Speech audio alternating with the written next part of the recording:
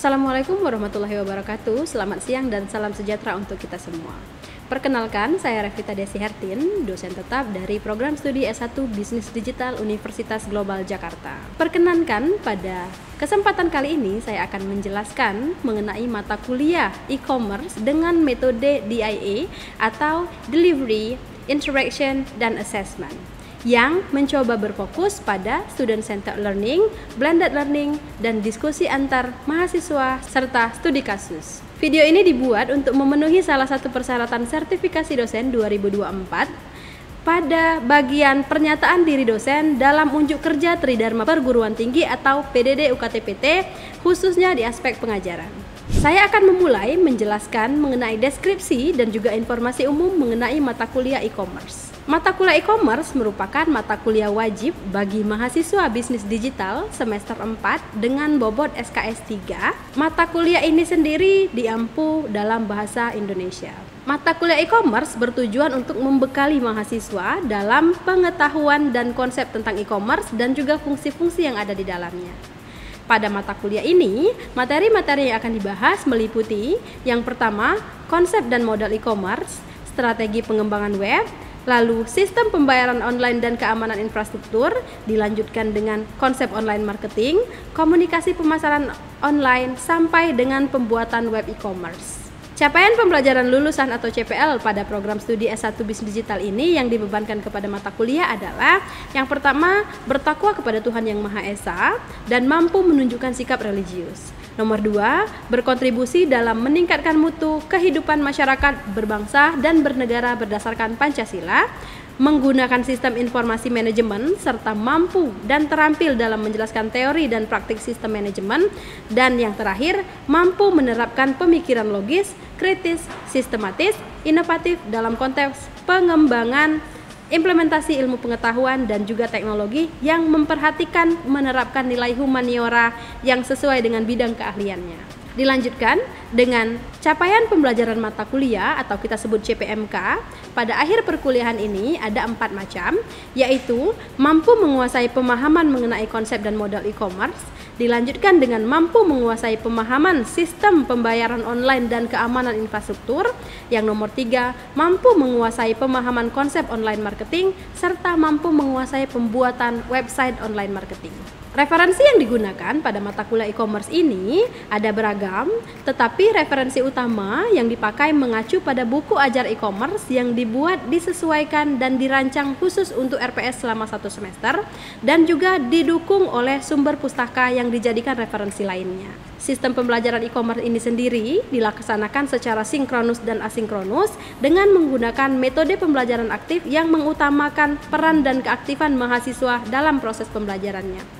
Bentuk perkuliahan sinkronus dilakukan dengan cara tatap muka dan juga dikombin dengan online menggunakan Zoom video conference. Sedangkan perkuliahan asinkronus dilakukan melalui WhatsApp Group, e-class Universitas Global Jakarta, dan juga Google Classroom untuk memfasilitasi mahasiswa untuk berdiskusi mengenai mata kuliah e-commerce dan penugasan secara mandiri maupun kelompok.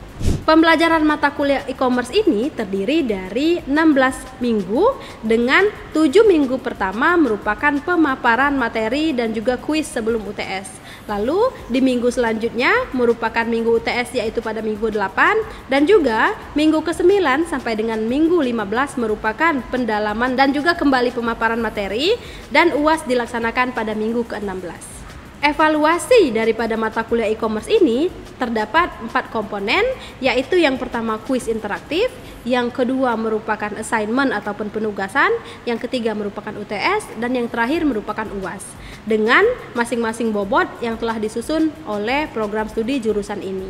Dengan bobotnya adalah 10% bagian kuis, 30% bagian tugas, lalu ada 20% bagian UTS, dan yang terakhir adalah 40% bagian UAS. Dengan total bobot dari penilaian mata kuliah e-commerce ini adalah 100%. Demikian informasi yang dapat saya sampaikan terkait dengan mata kuliah e-commerce untuk mahasiswa program studi S1 Bisnis Digital Universitas Global Jakarta. Berikutnya merupakan cuplikan proses pembelajaran yang saya laksanakan di kelas dan juga secara sinkronus tatap muka di dalam ruangan. Selamat menyaksikan.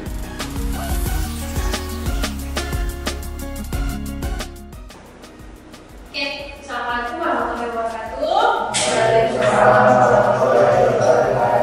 Oke, selamat pagi rekan-rekan sekalian. Hari ini kita masuk ke pembelajaran kedua. Namun akan saya rimai kembali, kelas ini merupakan kelas dengan mata kuliah e-commerce. Yang merupakan ini sudah minggu kedua, yang hari ini kita akan membahas ada yang namanya konsep dan juga model e-commerce. Namun sebelum kita mulai pembelajaran, ada baiknya kita mengawali pembelajaran hari ini dengan doa terlebih dahulu ya. Itu saya minta rekan kita nih, ada Mas Yuda. Silakan saudara Yuda untuk dipimpin terlebih dahulu. Baik, terima kasih. Doa selesai. Oke, alhamdulillah teman-teman, saudara-saudari sekalian gitu ya. Pada minggu kedua ini gitu ya, pada mata kuliah e-commerce ini ada tujuan pembelajaran yang harus kita capai. Ada 3 di sini kalau saudara-saudari sekalian lihat pada slide kita gitu ya. Yang pertama itu pada pertemuan ini mahasiswa diharapkan mampu menjelaskan konsep e-commerce. Jadi nanti kalau saya tanya apa itu e-commerce, teman-teman wajib bisa menjawab gitu ya. Menjelaskan macam-macam model e-commerce, ada 4 macam model e-commerce yang akan kita jelaskan pada hari ini. Diharapkan saudara-saudari bisa mengikuti dengan baik dan memberikan contoh langsung. Walaupun sebenarnya secara tidak langsung saudara-saudari ini sudah memakai e-commerce dalam kehidupan sehari-hari pasti. Oke, sebelumnya kita akan attendance dulu gitu ya untuk record kehadiran. Dibantu untuk di-scan barcode-nya terlebih dahulu yang ada pada layar. Silakan. Seperti biasa nanti dimasukin aja student ID kalian. Nanti silakan masuk ke kelas sistem dan tik ya. Dah, aman ya? Oke, nah sudah absen, kita akan memulai pembelajaran. Namun sebelum memulai itu kita akan merecall kembali, kita akan mengingatkan kembali, kita memanaskan kembali pemikiran kalian. Minggu lalu itu kita sudah membahas masalah e-commerce, contoh-contoh e-commerce. Sebelum hari ini masuk ke model e-commerce. Ada yang mau berpartisipasi nggak mengenai apa itu e-commerce? Ya, saudara Rahel, silakan. E-commerce itu yaitu layanan untuk menjual atau membeli produk secara online secara digital. Oke, jadi memang layanan untuk jual produk secara online secara digital gitu ya. E-commerce kita elektronik e-commerce gitu ya. Ada yang ingin menambahkan dengan kata-kata lain? Kata lain ya saudari Monika? Kita jual beli menggunakan elektronik. Oke, jual beli menggunakan elektronik. Saudari Monika memakai nggak e-commerce nih? Pakai ya. Kalau yang lain, saudara yang lain, saudari ada e-commerce yang dipakai juga? Saya pakai Shopee, Tokopedia, Lazada, dan Facebook. Kalau Facebook untuk marketplace. Oke, jadi memang teman-teman ini gitu ya sudah sangat aware dengan teknologi yang dimana dalam proses penjual beliannya pun sebenarnya sudah memakai e-commerce gitu ya. Ada yang menambahin? Aman ya? Oke, kalau aman kita lihat ke gambar yang ada di layar ya. Ini ada berapa aplikasi yang saudara-saudari punya nih di HP masing-masing? Ada 1, 2 tuh ya. Ada berapa tuh? Shopee ada ya? Ada semua restoran? Ada ya. Bukalapak? Nah, sekarang sudah ini ya. Kita ke Lazada ada? Pakai Lazada? Pakai Tokopedia ada? Oke. Jadi semuanya memang dari yang memang saudara-saudari ini beli dari perusahaan langsung, ataulah dia ini yang beli dari pada orang lain pasti. Dan kalian tuh mungkin setiap hari check out-nya. Bener nggak? Bahkan hal-hal yang cuma 10.000 harganya pun check out-nya di e-commerce ini pasti gitu ya. Memang wajib. Jadi kalau saudara-saudari bilang, "Miss, saya nggak mau apa kayaknya saya mau mendukung UMKM di daerah aja." Bukan seperti itu. Jadi sekarang tuh UMKM itu sudah memakai ini gitu ya. Bahkan kalau saudara-saudari lihat dengan lihat gitu ya di e-commerce tersebut, bahkan dia bisa milih nih Depok aja yang jaraknya berapa meter aja sekarang udah pakai e-commerce. Pengirimannya instan, bisa langsung sejam 2 jam langsung sampai.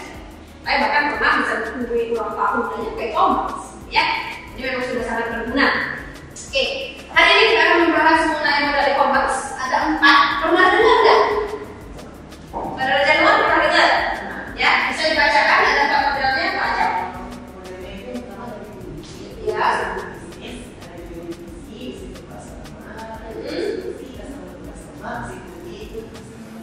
Ya, jadi memang dari model e-commerce ini sebenarnya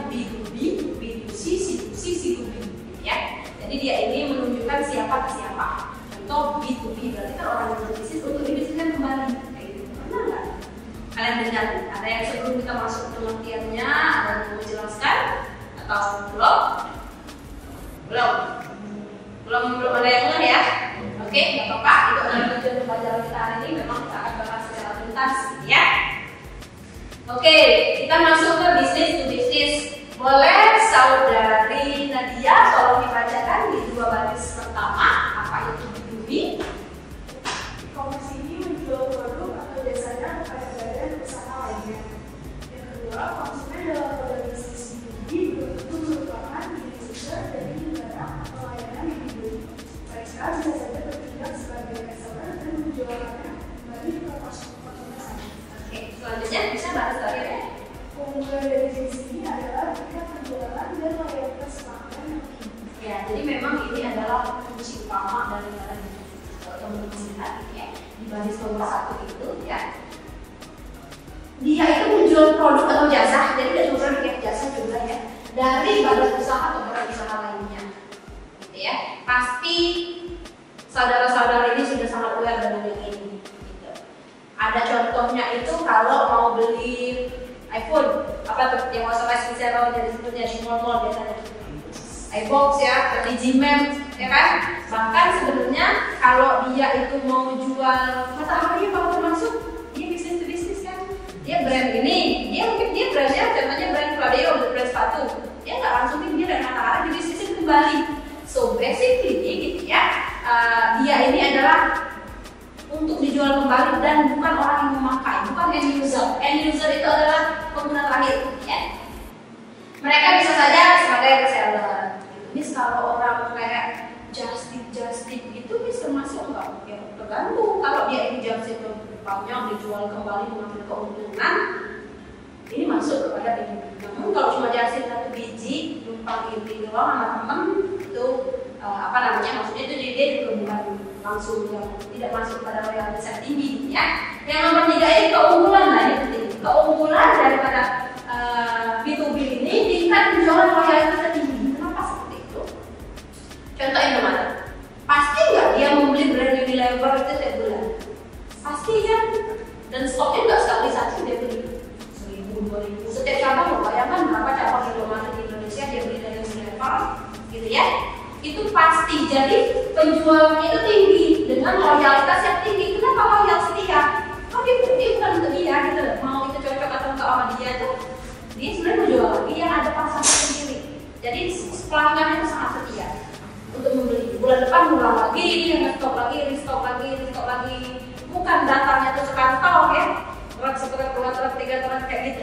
Dia penjualan tinggi dengan loyalitas yang tinggi. Yang ini bagus sebenarnya. Namun kalau saudara-saudara mau memakai model yang ini gitu ya, diperlukan modal yang cukup tinggi. Kenapa seperti itu ya? Kembali lagi kita bukan belinya 1-2 biji gitu ya, kita belinya lebih banyak untuk dikeluarin kembali gitu. Apakah warung itu masuk? Kemudian tidak e-commerce, kalau kita mau rumah murah gitu ya, kita kan beli sebenarnya beli untuk jual kembali, namun dia tidak e-commerce kan, namun sebenarnya bisnis bukan e-commerce gitu. Jadi namanya aja bisnis. Ada yang mau ngasih contoh lain? Selain tadi yang saya sebutin, tadi saya sebutin Indomaret, iBox, ada nggak yang lain? Erafon. Kalau kompetitornya Indomaret siapa? Alfamart. Kalau supermarket di mall termasuk nggak? Apa aja supermarket di mall biasanya? Sorry? Dia Carrefour, Hypermart, ya dia itu bukan dia yang pakai. Kebanyakan dia pakai satu truk untuk dia semua ya, bertahun-tahun nggak akan habis ya. Ini bisa dilihat contohnya ya, ada iBox, ada Indomaret ya, dan diharapkan saudara-saudari bisa memberikan contoh lainnya. Oke, selanjutnya dia adalah B2C ataupun bisnis to consumer. Kalau tadi dia dijual kembali, ini langsung pasarnya gitu. Bisa saudara Erika membacakan? B2C adalah model bisnis e-commerce atau umum, di mana perusahaan menjual kepada konsumen dan user. Yang kedua, berkebalikan dari B2B, model bisnis ini tidak membutuhkan usaha pemasaran yang berat. Yang ketiga, namun kebanyakan konsumen B2C hanya mengecek. Selain itu, loyalitas konsumen dalam bisnis e-commerce ini biasanya rendah. Ya, jadi saya sudah bold, saya sudah highlightkan, ya, yang ini adalah poin-poin pentingnya. Dia ini kalau B2C tadi, kalau B2B tidak end user. Kalau ini pasti end user.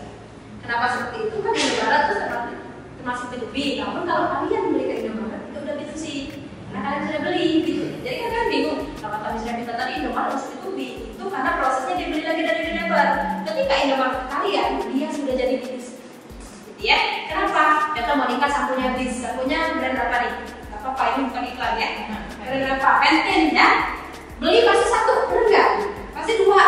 Ya kalau lagi promo beli 2 kali 1 beli 3 gitu ya. Namun kalau pakai itu beli satu, ngapain beli banyak-banyak gitu loh? Kan nanti kita bisa beli lagi. Si Indomaretnya ada terus, buka terus gitu ya. Jadi memang yang si B2C ini bisnis tukar sama ini langsung kepada orangnya. Dan kalau di baris kedua ini tidak membutuhkan sama masyarakat karena pasti sudah ada pasarnya. Namun hanya mengecer 1-2 biji tadi dan loyalitas konsumen itu biasanya rendah. Kenapa seperti itu? Yang saya kalau lagi ke mall, contohnya saya beli brand Gaya biasanya, ya. Tuh, Gaya lagi nggak diskon, diskon, bisa beli diskon. Ada nggak yang seperti itu? Pasti ada. Karena kembali lagi itu bukan suatu hal premium. Aku dan suka Gaya kalau pakai Gaya terus saya mau pasang enggak? Ya. Jadi bisa disimpulkan yang ini itu memang apa namanya? Loyalitasnya sangat rendah. Contohnya adalah Lazada dan Shopee. Baik, kita lanjut ya. Nah, sekarang ini adalah institusi. Ada yang pernah jual barang bekas? Yes, di mana kalau jual barang bekas? Jadi saya pernah beli lipstick, salah share. Oh, salah share-nya ini sama perempuan ya. Terus saya jual beli lewat Shopee. Oke, dari Shopee. Ada juga kalau cowok-cowok apa nih biasanya dijual nih? Barang motor lah. Ya kan, second. Pernah jual sepeda? Ada yang beli sepeda? Sepeda ada gunung? Sepeda aja ya. Jadi ini dia posisinya kamu sudah yang memakai, konsumer dijual kembali akan memakai kembali. Kayak dia bukan langsung dari contohnya merek Femina. Jadi saya ngomong brand terus ini bukan iklan ya. Nah, contohnya ini adalah OLX dan juga ada Carousel. Saya sering pakai Carousel. Kalau kalian cari nama saya sering jual-jual baju-baju kecil lah, terjual di sini. Nah itu adalah C2B ya. Terakhir C2B. Nah C2B ini dia kita yang jual jasa kita kepada perusahaan gede. Ada nggak yang menjadi freelance? Freelance apa? Oke, kreatif ya, syuting gitu ya. Jadi memang kalau yang ini bisa dibacakan poinnya itu dia itu yang paling penting itu yang nomor 1 itu ke sesama individu, gitu ya. Dia bilang ini konsumen dapat menjual bisnis, ini konsumen ke bisnis ya, lewat ya nanti dikali tadi. Untuk yang konsumen ke bisnis ini nanti itu dia memang dari orang perorangan menjual kepada kamu, kayak gitu. Apakah menjual desain terus? Apakah menjual caption termasuk jasa jadi key-in ini termasuk kalian menjual jasa. Ingat kembali lagi bukan cuma produk, kamu juga jasa. Oke, so far ada pertanyaan mengenai 4 model tersebut?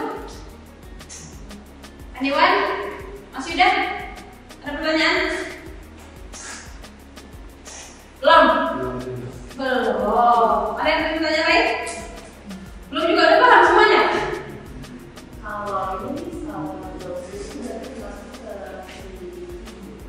Jadi kalau Jobstreet ini dia itu fungsinya itu kan dia sebagai platform ya, platform penyedia jasa untuk dia jatuhnya itu kayak bukan memasarkan gitu loh. Jadi memang perusahaan yang ngumpulin kayak vendor gitu loh. Vendor juga kayak perusahaan yang ada lowongan di situ. Jadi dia bisa dibilang juga sebenarnya kan perusahaan tapi nitip perusahaan. Dia sebagai platformnya dia bisa sih B2B sama perusahaan, namun kepada ininya dia langsung ke kalau langsung yang melamar itu dia jatuhnya jasanya sudah langsung B2C lah. Anyone? Oke, kalau belum ada pertanyaan kita lanjut ke slide 2 slide terakhir. Slide terakhir ini kita akan membahas mengenai metode operasi bisnis yang sebenarnya saya sering banget baca. Shipping, dropshipping, wholesale, B2C, private labeling, white labeling, sampailah subscription atau langganan. Subscription contohnya apa? Siapa yang subscribe Netflix? Ada nggak? Spotify atau mungkin ada Apple Music gitu ya? Banyak banget ini subscription, bahkan aplikasi-aplikasi pun sekarang sudah subscribe. Ada namanya white labeling, private labeling, gimana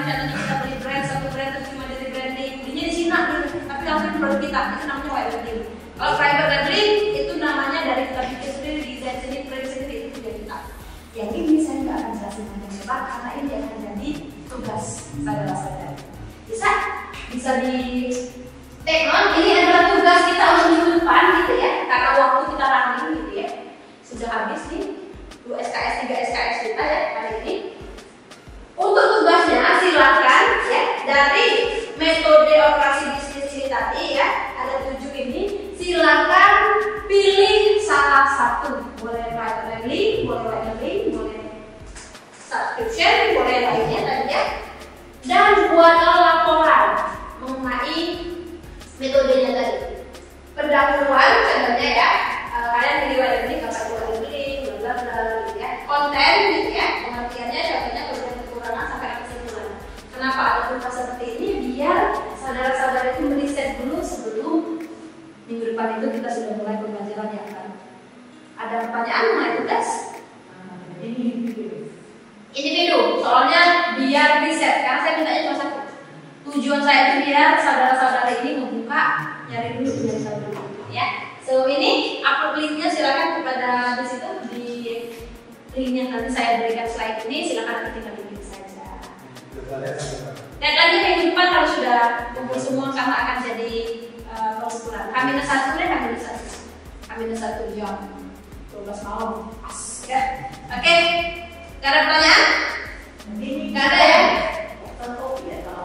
Soft copy karena ke situ, karena ke sore ini sudah menunjukkan waktunya sudah habis ya.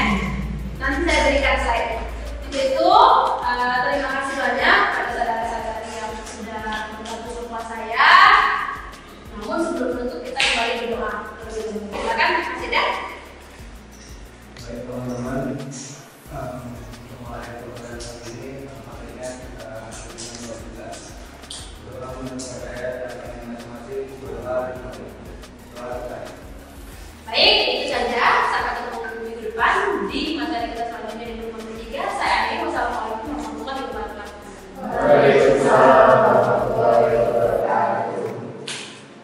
Demikian deskripsi singkat beserta cuplikan proses pembelajaran dari mata kuliah e-commerce yang saya ampu.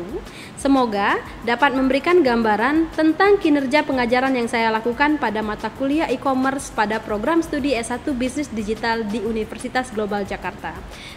Saya mengucapkan terima kasih kepada seluruh pihak yang terlibat, terutama kepada tim penilai dan tim panitia sertifikasi dosen SMART tahun 2024 Dirjen Dikti Kemendikbudristek Republik Indonesia dan LL Dikti Wilayah 4 Jawa Barat dan Banten. Tidak lupa juga saya ucapkan terima kasih kepada Universitas Global Jakarta serta seluruh pimpinan, rekan sejawat dosen dan juga rekan mahasiswa. Demikian yang dapat saya sampaikan. Mohon maaf jika ada kesalahan dan juga kekurangan dari segi bahasa maupun kata. Saya akhiri. Wassalamualaikum warahmatullahi wabarakatuh.